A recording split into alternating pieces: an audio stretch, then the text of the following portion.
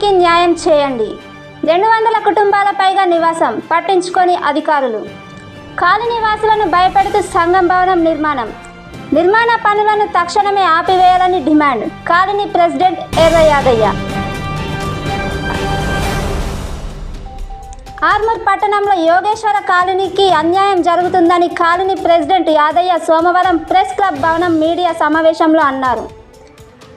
Ward number 25లో వీధి number 3 colony గల 200 మందికి పైగా పిల్ల పాపలతో నివసిస్తున్నాము.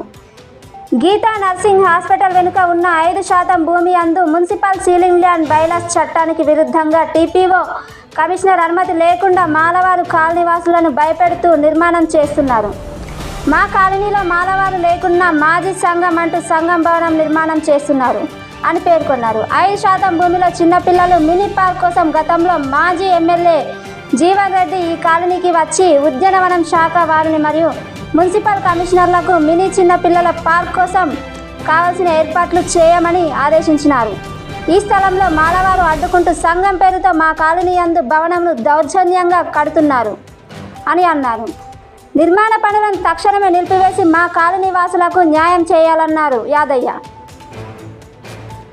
ఇంటి ముందు ఉన్న బోరు బావిలో రాళ్ళు రప్పలు వేసి నీళ్లు రాకుండా బోరును డ్యామేజ్ చేసి కరెంటు మీటర్లు వైర్లు కట్ చేసి వాటర్ పంపును కూల్చివేసినారు. వీరందరూ వచ్చి ఇబ్బంది పెడుతూ టార్చర్ చేస్తున్నారు.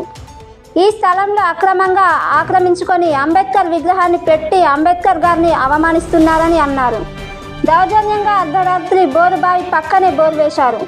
మున్సిపల్ టీపీఓకు అదే రాత్రి ఫోన్ ద్వారా చెప్పడం జరిగిందన్నారు. వారి నుండి ఎలాంటి స్పందన ఇంతవరకు రాలేదు అని పేర్కొన్నారు. ఈ సందర్భంగా మీడియా ద్వారా అధికారులను కోరుతూ అక్రమ కట్టడాలను తక్షణమే ఆపివేసి కాలనీ వాసులకు న్యాయం చేయగలనని అన్నారు.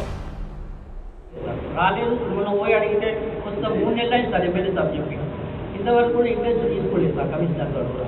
వాళ్ళ నెగ్లిజెన్స్ చేస్తూ కానీ మాకు అర్థం కాలేదు సార్. మాకైతే ఇప్పుడు వాళ్ళు ఇబ్బంది పెడుతున్నారు సార్.